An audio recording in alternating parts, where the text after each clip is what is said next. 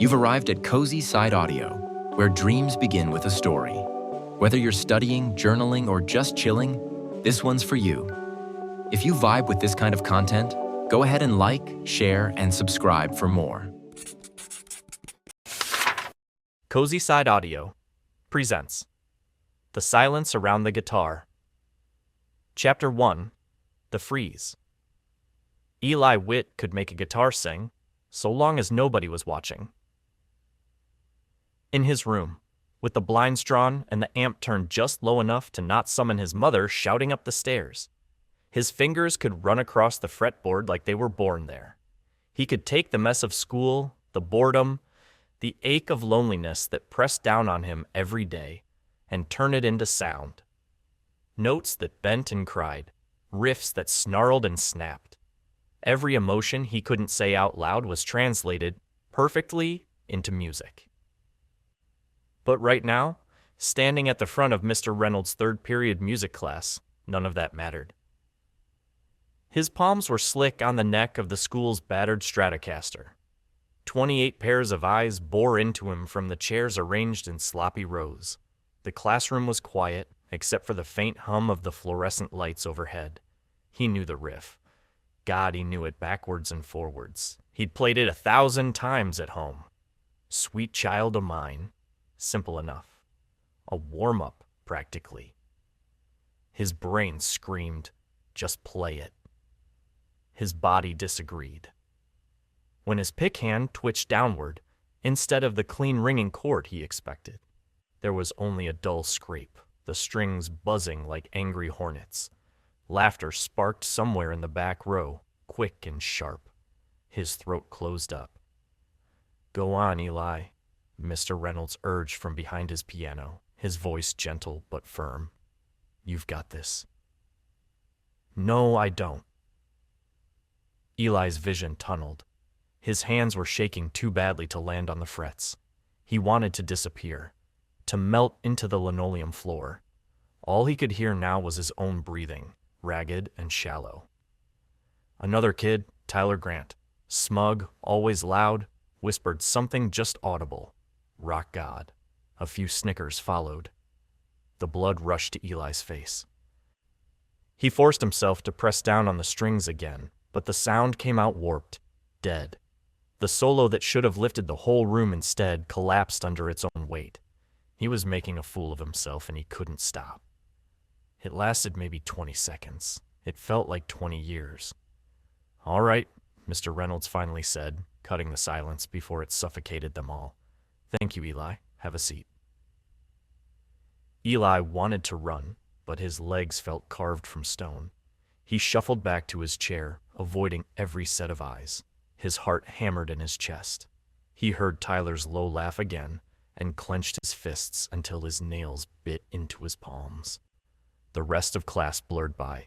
Other students went up. Some faltered, some did fine. None of them collapsed quite as spectacularly as he had. When the bell finally rang, he bolted, ignoring the calls of classmates, ignoring Mr. Reynolds. "Eli, can I talk?" and pushing out into the hallway like he needed air to breathe. Outside, the winter sunlight was harsh through the windows. Eli pressed his back to the lockers, guitar case strap digging into his shoulder. His stomach churned.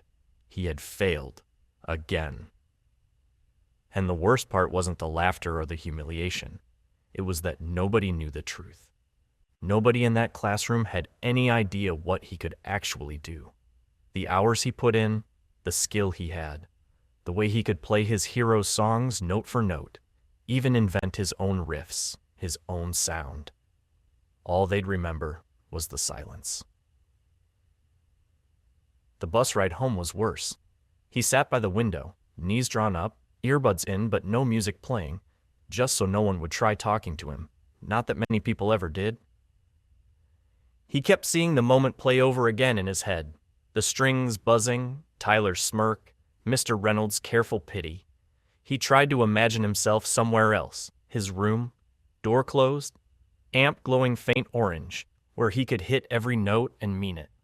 But the vision dissolved every time, replaced with the reality.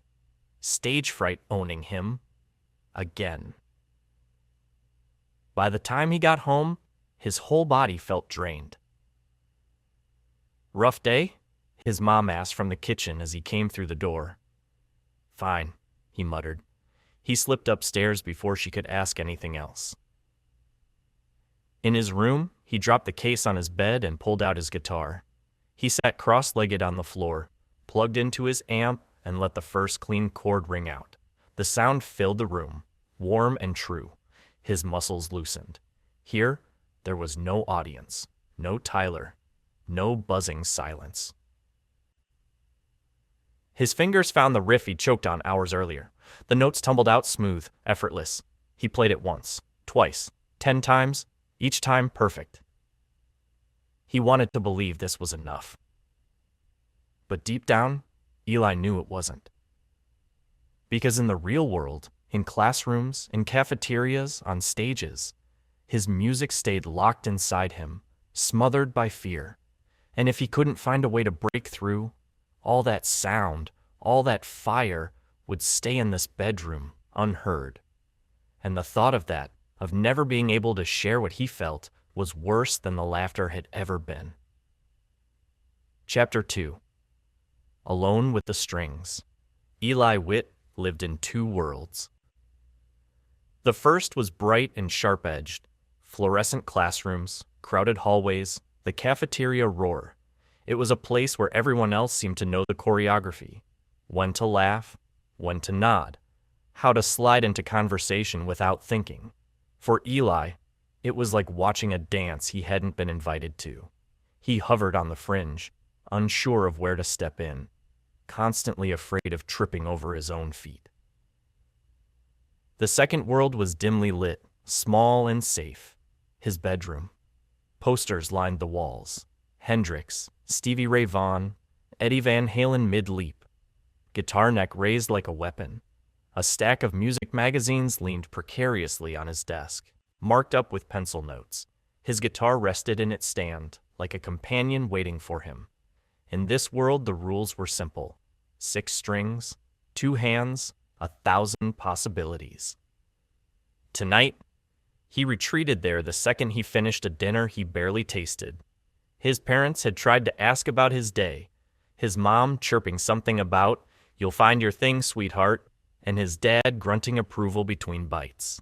Eli had mumbled vague answers, praying they wouldn't mention music class. They didn't. Small mercy. He closed his door, sat cross-legged on the floor, and lifted his guitar into his lap. The familiar weight settled against him, grounding him. He flicked on the amp. The low hum filled the room. Here, there was no panic, no frozen silence, just sound.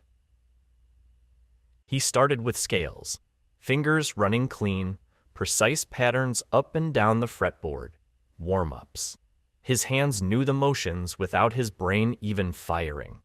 Then he launched into riffs. Zeppelin, AC/DC, licks he'd lifted from YouTube tutorials and slowed down until he could nail them. He built momentum, layering phrases until the air in his room vibrated with raw sound. Every note was a reminder, "I'm good at this. I can do this. I just can't show it." Half an hour passed in a blur. Eli leaned back against his bed frame, eyes closed, lost in the solo from comfortably numb. The notes stretched and bent under his fingers, weeping and soaring, pulling something out of him he couldn't have named. For a few moments, he wasn't a kid who froze in front of his classmates. He was someone else, someone who had a voice. The last note faded. Silence settled. The other world crept back in. He set the guitar aside, pulled out his phone, and scrolled mindlessly. Social media was a minefield. Everyone posting selfies, inside jokes, laughing at parties. He double-tapped a photo of Tyler surrounded by friends at a basketball game, then instantly regretted it. Why had he even looked? Sometimes he wondered what it would be like to be part of that circle, to joke with people in the cafeteria instead of eating alone, to have someone text him just because.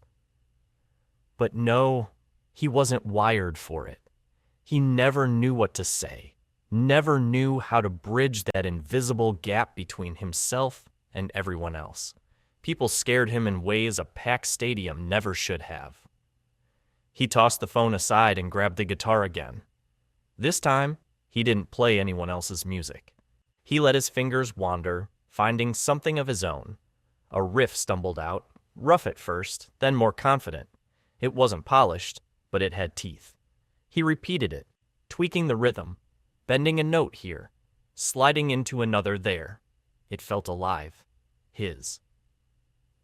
And yet, as the riff built and threatened to become something real, a familiar thought struck him like a sucker punch. What's the point? Nobody was ever going to hear it. The panic from earlier in the day replayed in his mind. The way his throat had closed, the way Tyler had sneered. It wasn't just bad luck. It was a pattern. Every time he tried to perform in public, his body betrayed him. He'd failed in middle school talent shows in front of relatives at Christmas, even once at his own cousin's birthday party. His fingers, so reliable in his room, became strangers the moment eyes turned his way. He strummed the riff once more, harder this time, until the strings rattled. Then he let the guitar fall silent. Hours later, when the house was quiet, Eli lay in bed staring at the ceiling. The riff still echoed in his head, looping endlessly. Music was the one thing he loved without question, the one thing he believed he could be great at. But if he couldn't share it, if the fear always won, then what was he supposed to do with it? He rolled onto his side, pulling the blanket over his head. The world outside his room felt unreachable, like a stage with lights too bright to stand under. In the dark, he whispered the truth he never told anyone. I just want to play, for real, just once. The words hung in the air, unanswered. Somewhere deep down, he wondered if he'd ever get the chance. Chapter 3. The Encounter. The music building at Westbridge High always smelled faintly of brass polish and stale coffee. Eli avoided it when he could. Too many people practicing, too many reminders of what he couldn't do. But today, with an extra half hour before his bus, he cut through the wing to dodge the crush of basketball kids in the main hall. He wasn't planning on stopping. He wasn't planning on anything. Then he heard it. A drum beat, tight, sharp, alive. Not the clumsy thud of some freshman pounding out quarter notes, but real rhythm, steady and confident. Bass followed, deep and slinky. Then a keyboard line floated in, light but deliberate. Eli slowed. The sound bled through the cracked open door of the practice room at the end of the hall. He hesitated, heart thumping, and then curiosity won. He edged closer, peering in. Inside, 3 kids about his age were mid-jam. Behind the kit sat Liam Torres, sticks flying, head bobbing with every snare crack. He looked completely at home, sweat darkening the edges of his t-shirt. Next to him, Max Holloway hunched over a bass, his fingers dancing on the strings, lips curled in a half smirk like the groove was some private joke. At the keyboard, Maya Patel swayed slightly, eyes closed, hair falling forward as her hands sketched out chords that shimmered above the rhythm section. They weren't perfect, but they were good. Good enough that Eli felt the pull in his chest, that itch in his fingers. He knew exactly what the song needed. A guitar line, sliding in between the bass and keys, locking tight with the drums. He could hear it, clear as if it already existed. Before he could stop himself, his hand shifted on the strap of his guitar case. And the door squeaked. All 3 heads snapped toward him. Eli froze, deer in headlights. Liam grinned. Yo, we've got an audience. Maya's smile was smaller but genuine.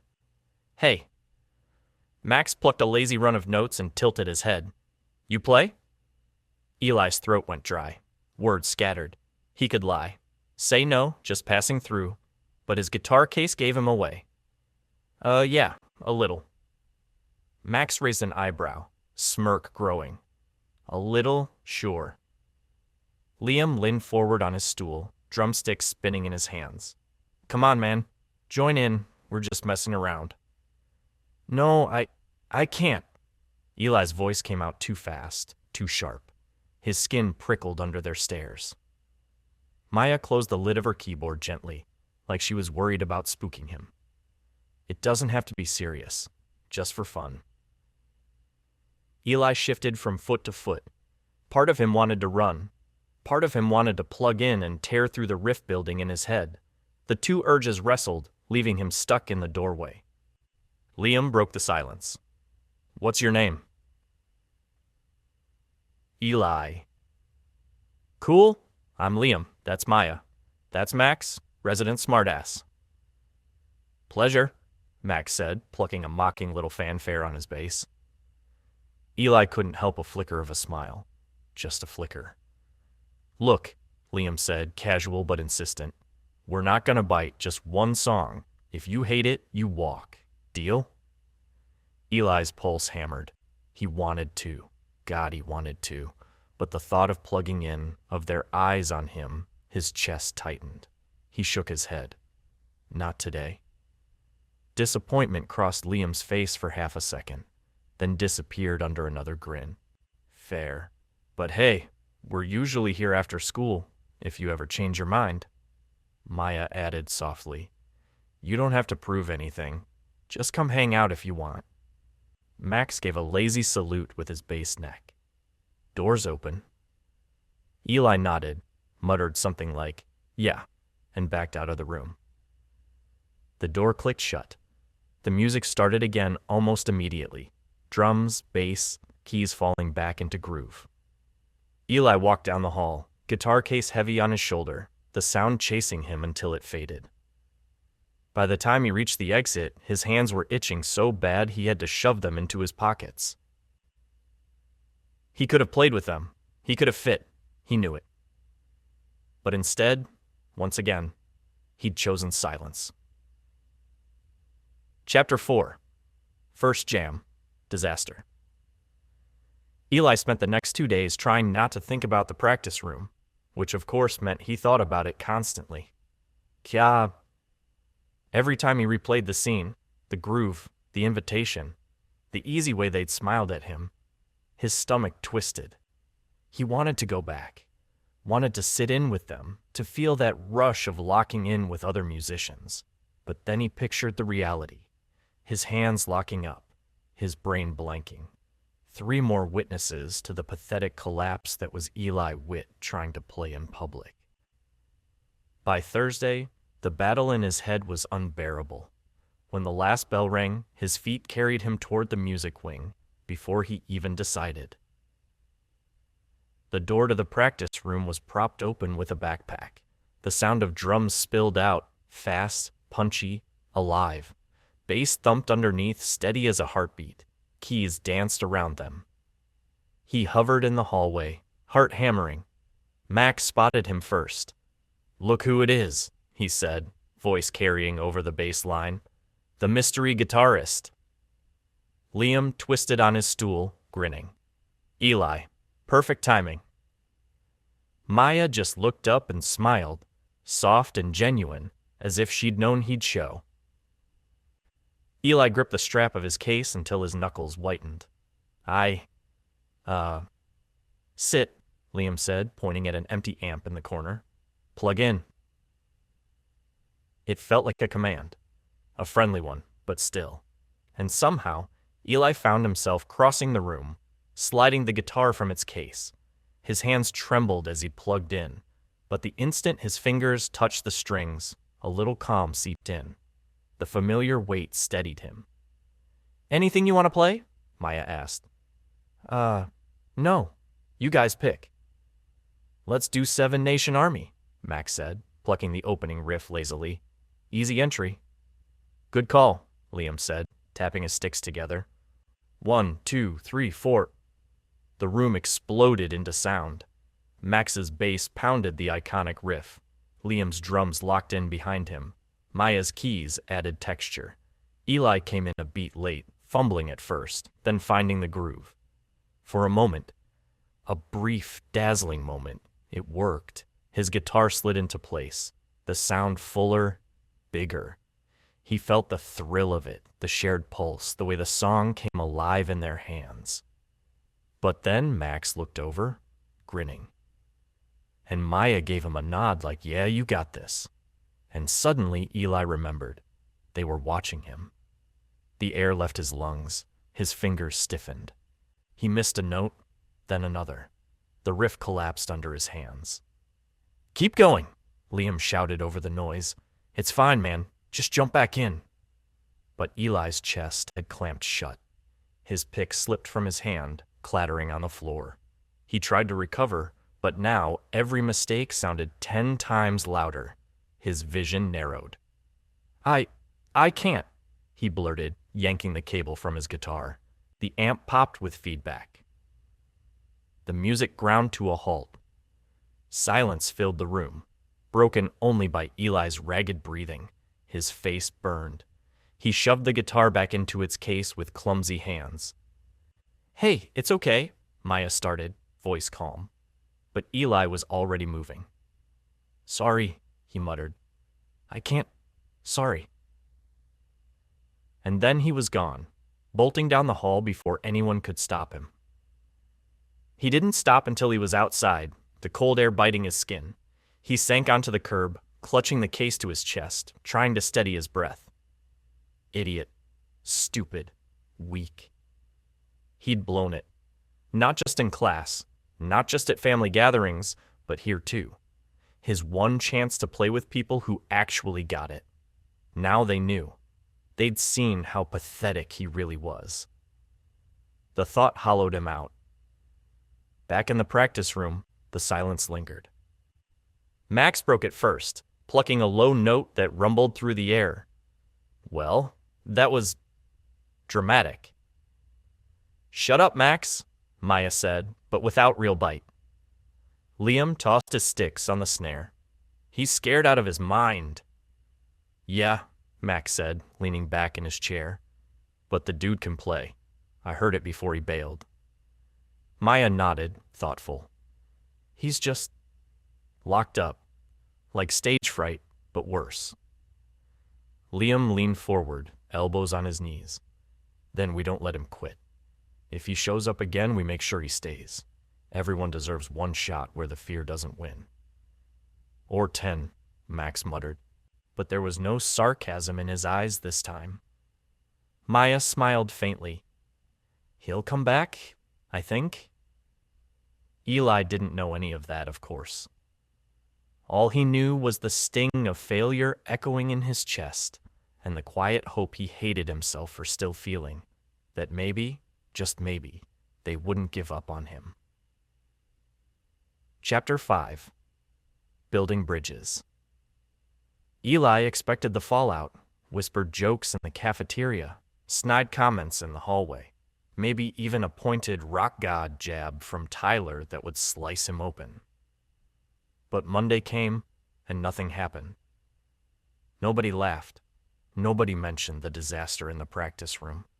Nobody except for Maya.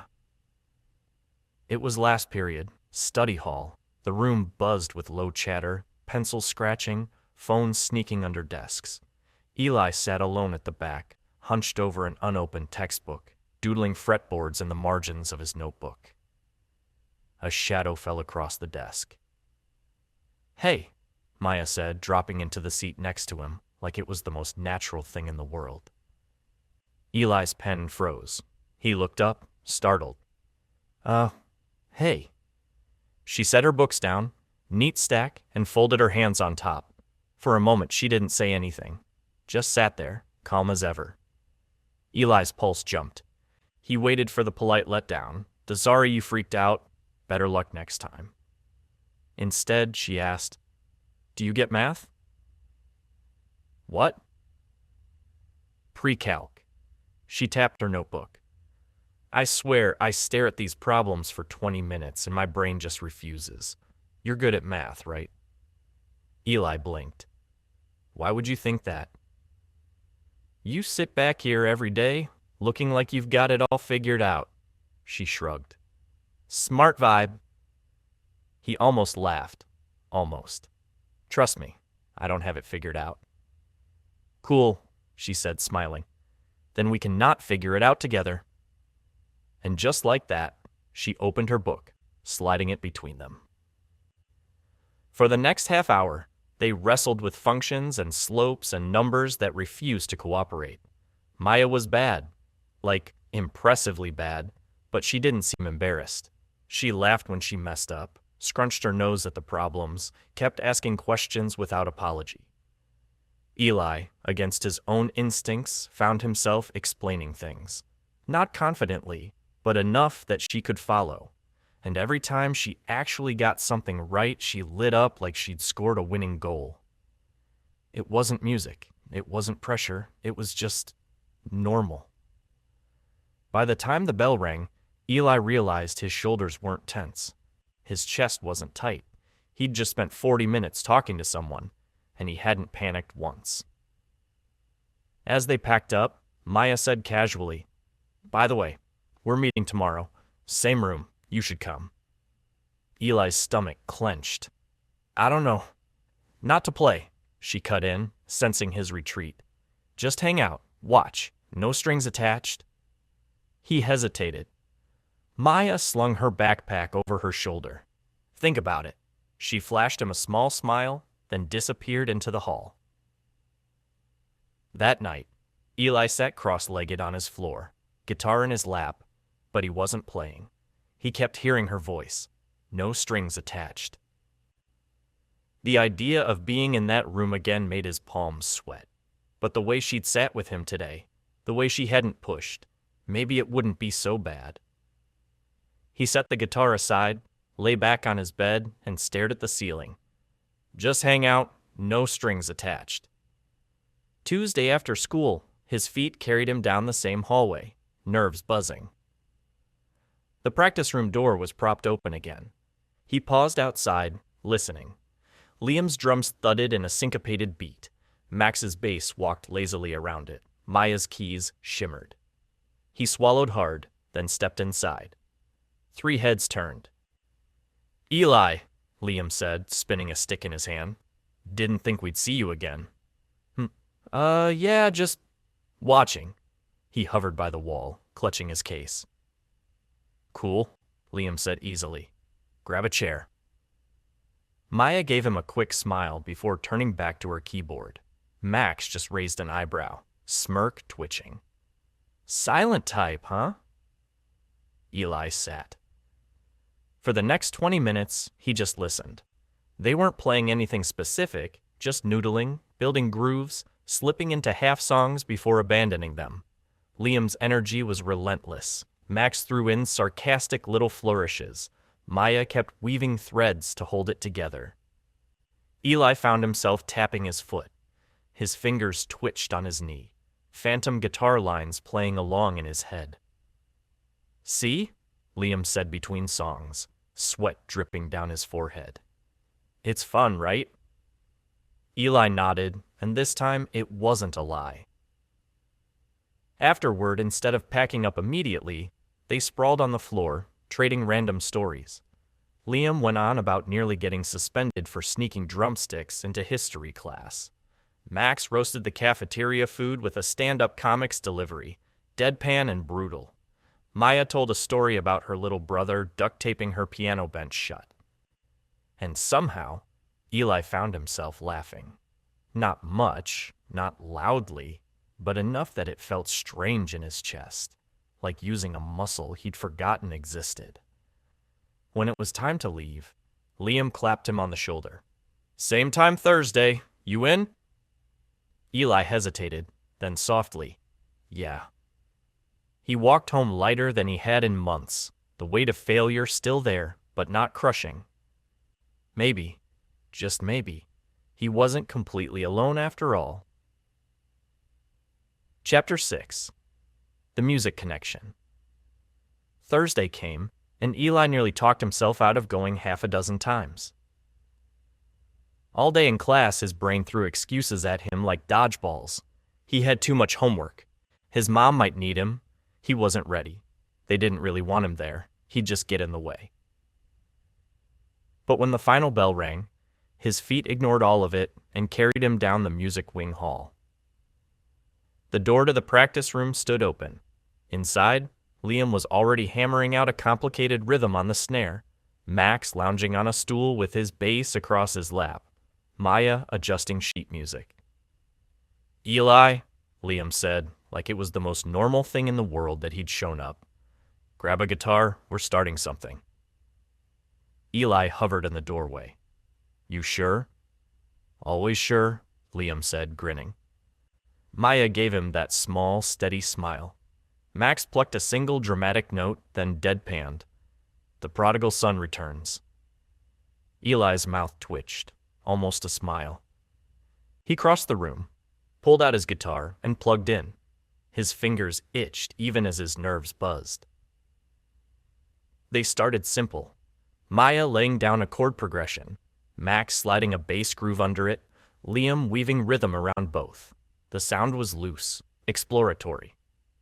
Eli listened for a few bars, then slid in a riff. Soft at first, barely there. Nobody stopped. Nobody looked at him. They just kept going. So he pushed harder, bent the note sharper, dug in. Something clicked. The groove tightened, each instrument locking into the others. Liam's drumming surged. Maya's chords swelled. Max leaned into a syncopated run. Eli's guitar threaded through it all, filling space, answering the rhythm with melody. For the first time outside his bedroom, his hands didn't betray him. The music wasn't collapsing. It was building, rising, alive. And he wasn't alone. When the song finally wound down, the last chord ringing into silence, Eli's chest was heaving. His hands tingled. He realized he was smiling. Actually smiling. Liam dropped his sticks onto the snare with a clatter. "Hell, yes." Maya laughed, the sound light. "That was amazing." Max leaned back, smirk still plastered on his face. "Not bad, Whitt. Not bad." Eli ducked his head, heat creeping into his cheeks. "Thanks." Inside, though, he was buzzing. He hadn't crashed. He hadn't frozen. He'd played with them, and it had felt right. After rehearsal, instead of packing up and heading home, Liam tossed his drumsticks in his bag and said, "Diner run, who's in?" "Always," Max said, slinging his bass over his shoulder. Maya looked at Eli. "You coming?" Eli blinked. He'd never been invited out, not like this. Sure."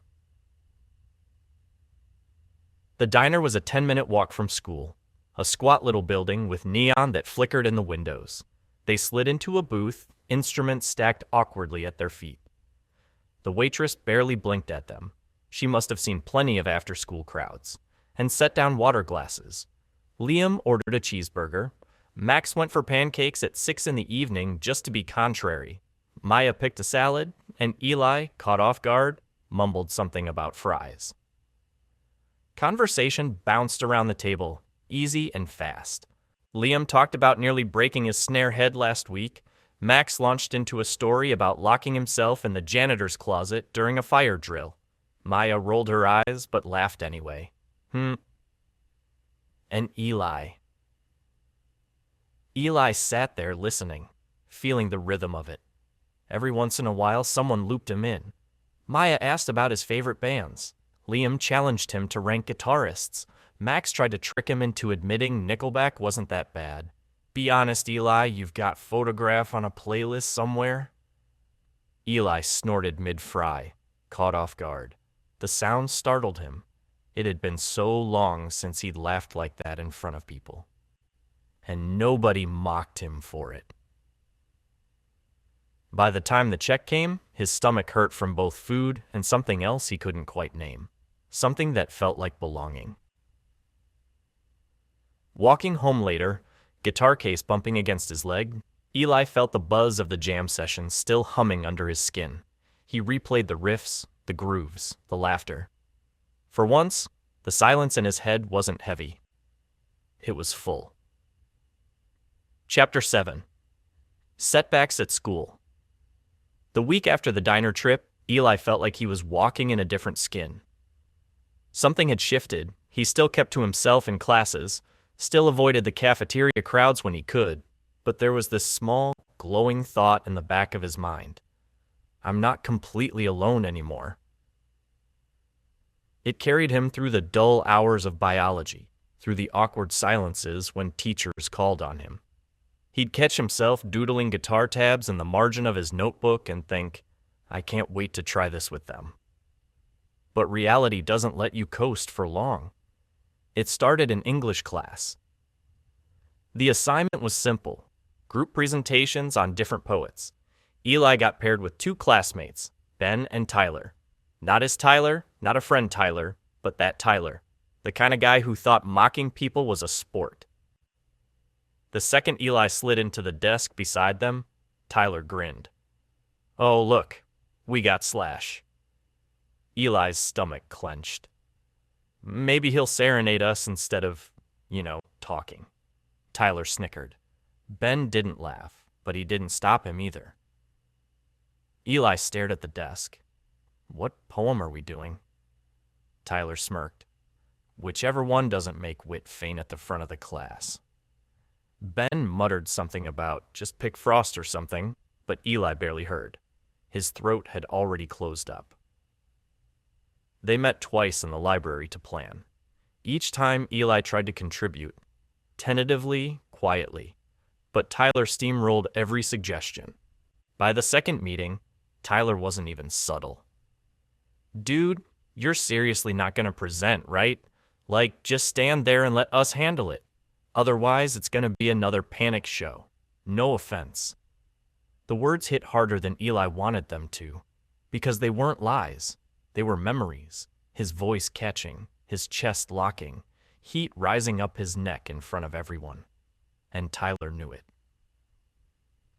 So when presentation day came, Eli stood at the front of the classroom, heart hammering, hands clammy. Ben clicked through slides, Tyler cracked a couple of smug jokes, and Eli barely spoke a sentence. He couldn't. His voice stuck in his throat like barbed wire. When it was over, he stumbled back to his desk, cheeks burning, convinced everyone had seen right through him. After school, he walked past the music wing with his guitar case heavy on his shoulder.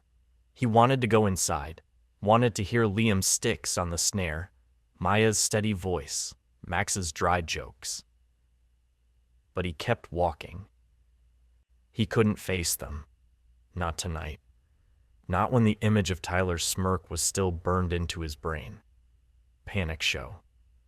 By the time he got home, he threw his bag on the floor and sat on his bed, guitar across his lap. His fingers tried to play, but the notes came out stiff, lifeless. The rhythm was gone. Frustration boiled over.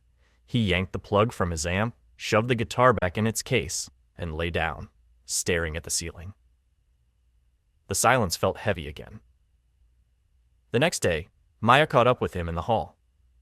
You weren't at practice yesterday. Eli shrugged. Busy. You sure? Her tone was light, but her eyes searched his. Yeah, just homework. She didn't push, just nodded slowly. Okay, but we missed you. Then she walked off, backpack swinging. The words stuck with him all day.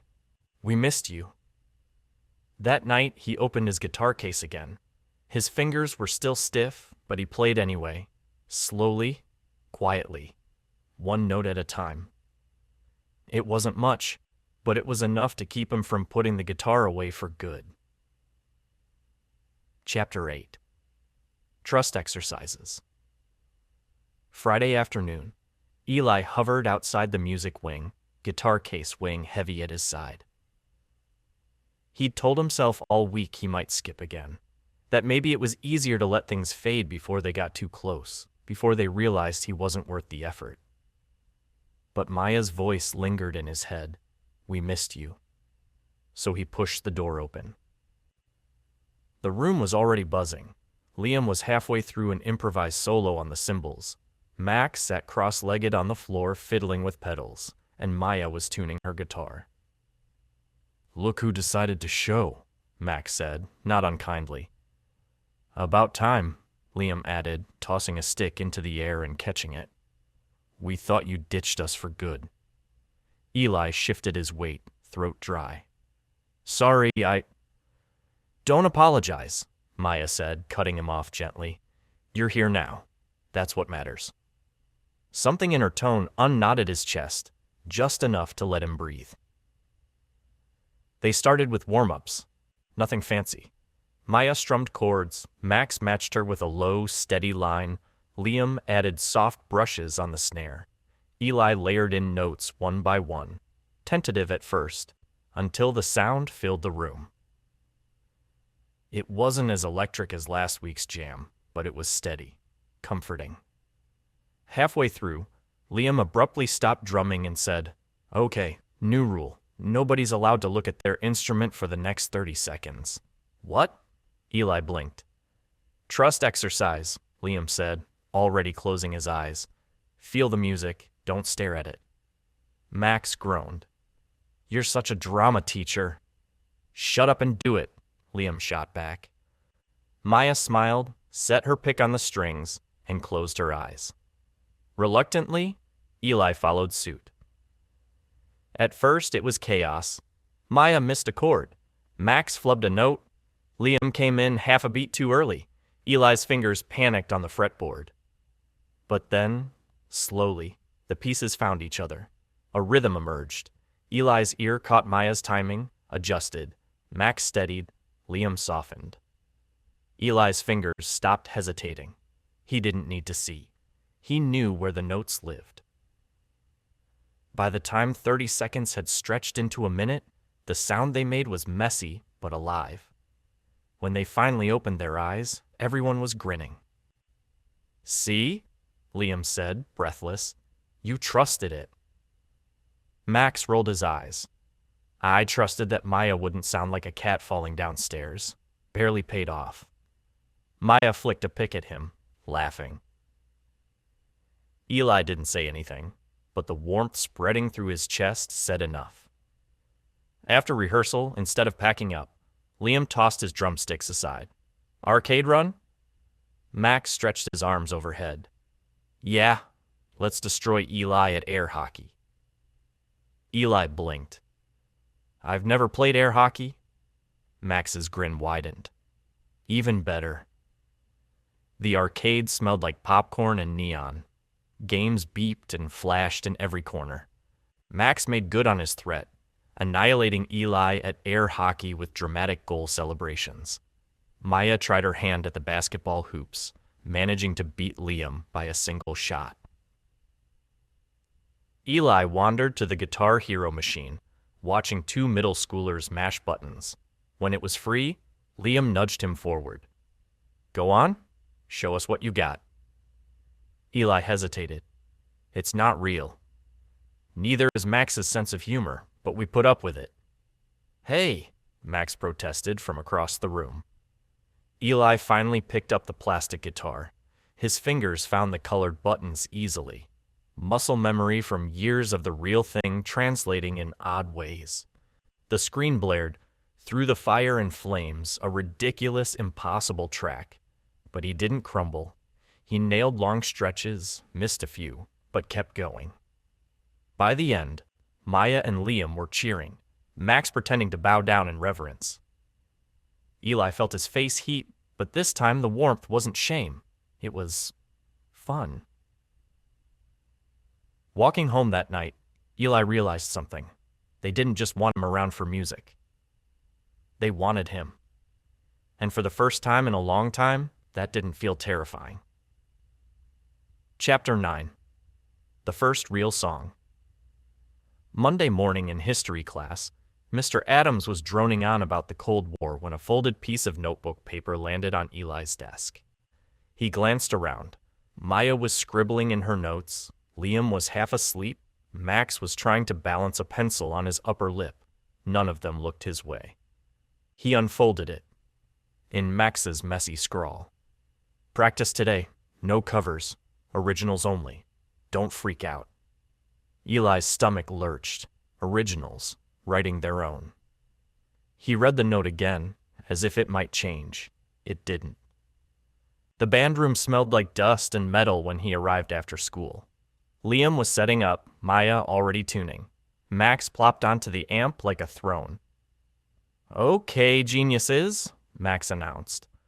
"We've been coasting on Nirvana and Green Day long enough. Time to put our own stamp on this thing." Maya looked over her guitar. "You mean actually write something?" "Exactly," Max twirled a pick dramatically. "Something that doesn't sound like we stole it off a late-night VH1 special." Eli sat down slowly, heart racing. The idea of performing was terrifying. But this, putting his own music out there, even in front of 3 friends, felt almost scarier. "What if it sucks?" he muttered before he could stop himself. "Then it sucks," Liam said cheerfully, tapping the snare. "Plenty of great bands wrote garbage first. We'll just keep going." Maya smiled at Eli, steady as ever. "It won't suck." They started with chords. Maya strummed a simple progression in E minor. Max noodled a bass line that slid under it like glue. Liam tapped out a heartbeat rhythm. Eli sat frozen for a beat too long. Then his fingers found a melody, weaving in between Maya's chords. It wasn't planned. It just happened. Liam's eyes lit up. "Yes, that. Keep it." Eli almost stopped out of reflex, but he didn't. He let the notes spill, shaky at first, then steadier. Max grinned and locked in. Maya shifted her strumming to give him space. For 10 minutes, it was messy, uneven, but alive. When they finally cut off, breathless, the silence felt heavier than sound. "That," Maya said firmly, "is the start of our first song." They spent the next hour trying to wrangle it into something repeatable. Max threw in wild bass runs that Liam promptly told him to chill with. Maya suggested lyric ideas, scribbling lines about motion, about being stuck, about breaking free. Eli didn't say much, but when Maya hummed a melody, his guitar instinctively echoed it, giving it shape. Maya caught his eye. "That's perfect." Eli's ears burned, but he didn't look away. Halfway through, they took a break. Liam sprawled on the floor, drumming on his chest. Max scavenged in his backpack and produced a crushed bag of chips. "You're all welcome," he said, passing it around. Between mouthfuls, Liam said, "We need a band name." "Oh no," Maya groaned. "Come on, it's part of the package." Liam sat up, grinning. "What about, wait for it, drumline?" "You're not the front man," Max shot back. "Bass is the backbone. Backbone would be a better name." "That sounds like a bad metal band," Maya said. "We need something not awful." Eli stayed quiet, chewing on a chip, listening to them argue with half-serious enthusiasm. For once, it didn't feel like background noise. It felt like family squabbling. By the end of practice, the song was rough but real. 4 chords, a hook, and space for a soaring guitar line that Eli had half improvised. As they packed up, Max clapped Eli on the shoulder. "That lead you came up with, killer. Keep it. That's your spotlight." Eli's throat tightened, the old panic twitching. Spotlight, but Max's grin wasn't mocking. It was proud. Maya caught his hesitation. "Don't worry about the end yet. We'll build up to it, together." The word landed softly. Together. That night, Eli lay on his bed with the guitar balanced across his chest. He played the riff again and again until it felt less like an accident and more like his. And for the first time, the idea of putting something out into the world, even just in a small practice room with 3 friends, felt less like exposure and more like possibility. Chapter 10. Outside the room. The next morning, Eli walked into school with his guitar case still slung over his shoulder. He hadn't meant to. He could have left it at home, but he hadn't wanted to stop playing after last night. The hallway was its usual chaos of slamming lockers and overlapping conversations. Usually Eli kept his eyes down, moving fast, but today he caught himself glancing up. And maybe it was nothing. Maybe nobody actually noticed, but he swore a few people looked at the case on his back, not at him, like it meant something. First period was English, group project day, Eli's least favorite combination of words. He got assigned to a 3-person team with a soccer player named Connor and a girl from choir, Jess. Connor immediately suggested, "We'll do a slideshow, easy A." Jess nodded, already typing into her Chromebook. They turned to Eli. "You good with that?" His throat wanted to lock, but the memory of the band's messy, alive jam flickered in his head. He nodded. "Yeah, slideshow's fine." It wasn't eloquent, but it wasn't silent either, and that felt like something. At lunch, Eli usually sat at the corner table by the vending machines, headphones in, sandwich half eaten. Today, though, Max found him first. "Hey, Hermit," Max said, dropping his tray across from Eli's. "You look less corpse-like than usual. Did someone compliment your shoes?" "They're just shoes," Eli muttered. Max grinned, unbothered. "We're meeting after school again. Maya's already got lyrics. Liam's threatening to buy a smoke machine off Craigslist. We're basically unstoppable." Eli felt a flicker of panic at the thought of lyrics, actual words people might hear, but Max's enthusiasm was contagious. Across the cafeteria, Liam waved dramatically, balancing a cookie on his head. Maya trailed behind him, shaking her head but smiling. Eli realized with a jolt that they were heading toward his table. It was awkward at first. The 4 of them squeezed around the corner table, trays bumping. Maya asked Eli about his math class. Liam started a debate about whether pineapple on pizza was a crime. Max stole a fry from everyone's tray in turn.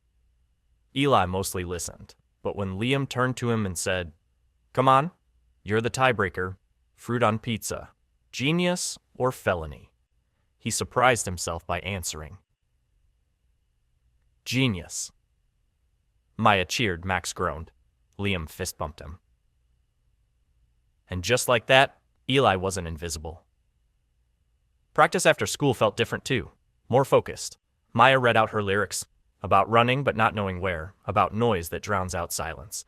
And though Eli didn't say it, the words hummed in his chest like they'd been written for him. They worked the song again, smoothing the edges. Max kept messing with effects. Maya scribbled notes. Liam insisted the bridge needed to be louder, like a movie explosion. Eli added a new guitar line without overthinking. It fit. When they cut off, Maya grinned at him. That's it. That's the hook. He didn't know how to respond, but his hands tightened around the guitar neck, as if it might anchor him against the strange, dizzy feeling building inside. That night, homework open, but ignored. Eli stared at his ceiling. He thought about the cafeteria table, about Maya's smile, about the song slowly becoming theirs. The fear was still there, crouched in the corner of his mind. But for the first time, it wasn't the only thing in the room. Chapter 11. First Ears. By Wednesday, the band's song had a skeleton. The bones were fragile, uneven, but they held together. Maya had a notebook full of lyrics, pages of scribbles, arrows, words crossed out and replaced 3 times. Max had a bass line that he insisted could melt faces if people gave it a chance. Liam was trying to convince everyone the drum break needed to be so loud the janitor complains. And Eli had the hook. The one melody line they kept circling back to. Every time he played it, the others grinned like they were in on a secret, which was new. Eli wasn't used to being the reason anyone smiled. School itself hadn't magically transformed. Hallways were still crowded. Group work was still awkward, and Eli still fought the urge to duck into bathrooms just to breathe. But things were different. At lunch, he didn't sit alone anymore. Max made it impossible. He'd drag Liam and Maya over to Eli's corner table, spreading chaos until Eli found himself laughing at some dumb story instead of hiding behind headphones.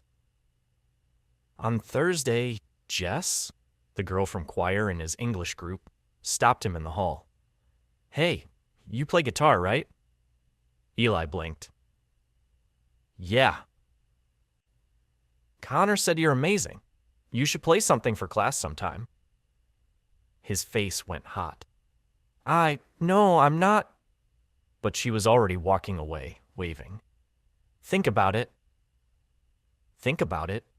The very idea made his lungs seize. Still, she'd said it like it was normal, like it wasn't insane to imagine him playing where people could hear. That afternoon, practice was more chaotic than usual. Maya wanted to tighten the verse.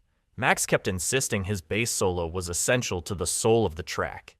Liam had started throwing in double-time fills that made everything lurch forward. "Guys," Maya said finally, hands in her hair, "we're going in circles." "Exactly," Max said. "It's art."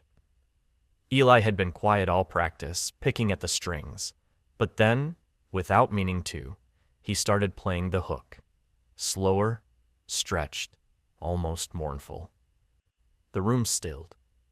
Maya lowered her guitar, listening. Liam leaned forward, sticks frozen in the air. "That," Maya said softly, "is the version we needed." Max looked at him with rare seriousness. "Play it again." So he did.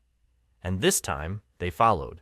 Maya layering in soft chords, Max holding down a steady pulse, Liam brushing the cymbals instead of pounding. By the end, they were all grinning again. The chaos was gone. The song wasn't finished, but it suddenly had a heart. On Friday, Maya invited them all to her place. Not for practice, just to hang, she'd said. Her parents were out, and she promised snacks. Eli almost didn't go. The thought of being in someone else's house, of small talk and expectations, made his stomach twist. But when Max texted, "You better show up, hermit," he found himself walking the 3 blocks anyway, guitar slung over his back more for comfort than necessity. Maya's living room was warm and cluttered, shelves stacked with records and old novels. Liam was already sprawled on the rug with a soda. Max was fiddling with Maya's stereo. "Okay, ground rules," Maya announced.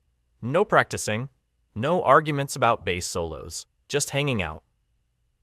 For a while, it worked. They watched a dumb movie. Liam threw popcorn at the screen. Max gave running commentary like a wannabe sports announcer. Eli actually laughed out loud when Maya made fun of a cheesy line. But eventually, inevitably, Max spotted the guitar case leaning against the couch. "Come on, Eli," he said, grinning. "Play the hook." Eli froze. "No." "Yes," Maya countered, gentle but firm. "It's not practice, just friends." Liam sat up. "Please, if Max keeps trying to beatbox, I'll die." The 3 of them looked at him, expectant, not demanding, but open. His chest felt tight, his palms damp, but the memory of Jess in the hall flickered through him. "You should play something for class sometime." And then Maya's voice, softer. "Just us." So, hands shaking, Eli pulled out the guitar. The room went quiet. He played the hook, slow at first, then letting it bloom the way it had in practice. No freezing, no forgetting, just sound. When he finished, the silence stretched. Then Liam clapped like an idiot. Max whooped. Maya smiled so wide it hurt to look at. "See?" Max said. "Told you. Spotlight." Eli's face burned, but inside, something shifted. For the first time, playing in front of people hadn't felt like drowning. It had felt like breathing. Chapter 12. The Weight of the Spotlight. By Monday, something had shifted in the hallways. Eli couldn't tell if it was real or just in his head, but conversations seemed to stop a fraction of a second longer when he walked past. Heads tilted toward his guitar case like it had a spotlight of its own. It didn't help that Max was basically a one-man PR campaign. He'd spent lunch telling anyone within earshot that their band was revolutionizing music from the ground up. Liam backed him up by loudly naming possible band names, each worse than the last. Flaming Tacos, Homework Rebellion, The Sweaty Palms.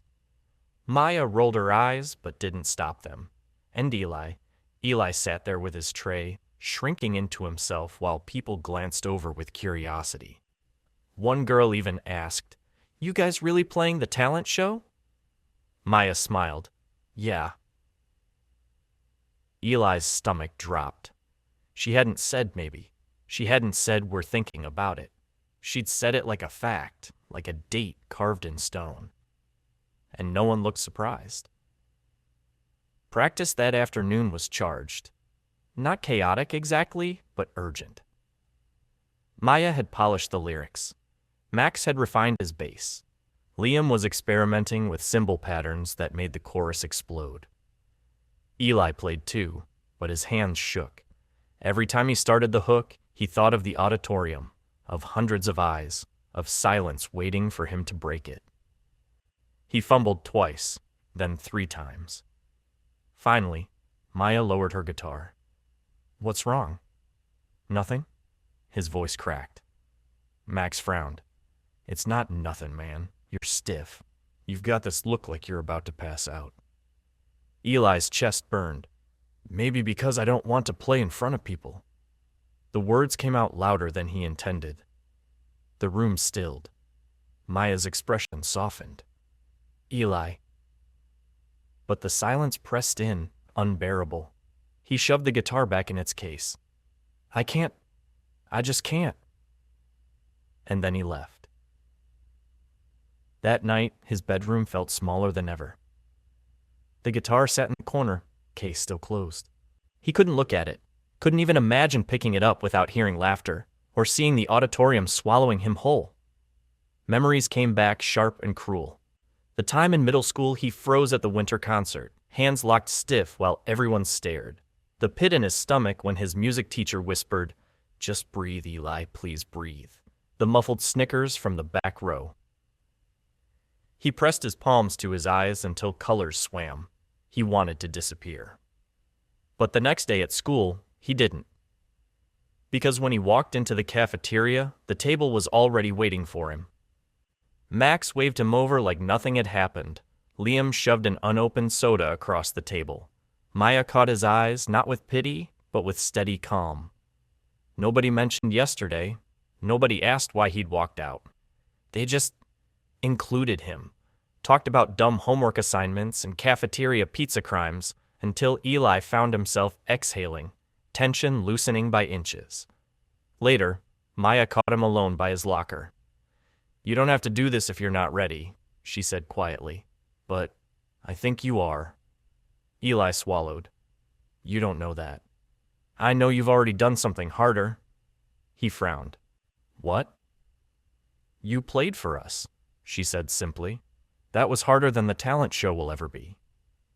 He didn't believe her. Not fully, but the words lodged somewhere deep, where even the fear couldn't scrape them away. By Friday, he was back in the practice room. No one said welcome back, no one teased. Max just handed him a cable, Liam counted them in, and Maya strummed the first chord. And Eli, still terrified, still sweating, plugged in. The song filled the room, shaky at first, then louder, stronger. His hook rose above it, weaving through Maya's lyrics, Max's bass, Liam's pounding drums. And for a few minutes, he forgot about the auditorium, forgot about the crowd. All he knew was the sound, and the fact that they were making it together. Chapter 13. The Talent Show. The auditorium looked bigger than Eli remembered. Rows upon rows of seats stretched into the shadows, already filled with chattering classmates and parents. The stage lights glared down, too bright, bleaching out the edges of his vision. He gripped the neck of his guitar like it might steady his pulse. His stomach felt like a knot of wires sparking against each other. Backstage, Max was pacing in small circles, humming bass lines under his breath. Liam twirled his drumsticks, dropping one, picking it up, dropping it again. Maya sat cross-legged against the wall, tuning her guitar with steady hands. "You okay?" she asked Eli without looking up. He shook his head. "No." She smiled faintly. "Good. That means it matters." The show rolled on. A dance troupe, a magician, a freshman doing stand-up about his dog. Eli barely heard any of it. His hands were damp. His throat was desert dry. He kept imagining stepping out, freezing, the silence swallowing him whole. Then the MC announced their band's name. Liam had somehow convinced everyone to call them Secondhand Noise. The crowd laughed at the name. Eli thought he might throw up. But then Maya rose smoothly, Max bouncing beside her, Liam cracking his knuckles like he'd been waiting all year for this. They walked out into the lights. And Eli had no choice but to follow. The first seconds were agony. The crowd was a blur of faces, an endless sea of eyes. The mic squealed, drawing more laughter. His legs felt boneless. But then Liam's sticks cracked together. 1, 2, 3, 4, and the music started. At first, Eli played mechanically. His fingers moved, but his brain screamed with static. He kept his eyes on the fretboard, refusing to look up. Then Maya's voice cut in. The lyrics were the ones she'd written weeks ago, about running, about noise, about silence that breaks when someone dares to fill it. And hearing them here, in this echoing hall, they sounded like something else entirely. Like a hand reaching out to him through the dark. Eli's hands steadied. The riff grew bolder, sharper. Max's bass locked in. Liam's drums thundered. Maya's voice soared above it, but there was space. Space for him. And when the hook came, Eli didn't hesitate. He leaned into it. The guitar ripped through the auditorium, bright and raw, louder than the fear in his chest. He bent the note, let it linger, and the sound bounced back from the walls like an answer. For a heartbeat, he forgot the crowd, forgot himself. There was only the song. By the second chorus, something impossible happened. He looked up. Not at the whole crowd, he couldn't manage that, but at Maya, across the stage, smiling at him like she'd known he could do it all along. At Max, grinning like a maniac while hammering the bass. At Liam, eyes squeezed shut in pure joy as he crashed into the drums. And Eli realized he wasn't alone. Not in the music, not on the stage, not anymore. The final solo was his, the part he'd written, the part Maya had called the hook. The moment arrived, and his fingers took flight. Notes spilled out in a rush, fast, fluid, alive. It wasn't perfect, but it was real. Every ounce of fear, every night of practice, every quiet cafeteria table, he poured it all into the strings. And when he bent the final note, holding it until it felt like the room itself vibrated, the auditorium erupted. The applause was a wave crashing over him. People on their feet, shouting, cheering. Max bowed with exaggerated flair. Liam threw his sticks into the crowd. Maya gave a small nod, like, yes, that's what we came here to do. And Eli just stood there, guitar hanging from his shoulder, heart racing, unable to believe that the sound filling the room wasn't laughter. It was clapping. For him. For them. For the music. Backstage afterward, Max whooped and pulled him into a headlock. "You killed it, man. Absolutely destroyed it." Liam was still buzzing. "Did you see their faces? We're legends now. Legends." Maya just touched Eli's arm gently. "Told you." He swallowed, words tangled in his throat. I didn't freeze." "No," she said softly. "You didn't." That night, lying in bed, guitar case open beside him, Eli let the memory replay in his head. The lights, the notes, the crowd's roar. The fear hadn't vanished. It probably never would. But now he knew something he hadn't before. He could play anyway. And for the first time, he believed it. Thank you for joining us on this journey. Until next time, stay safe.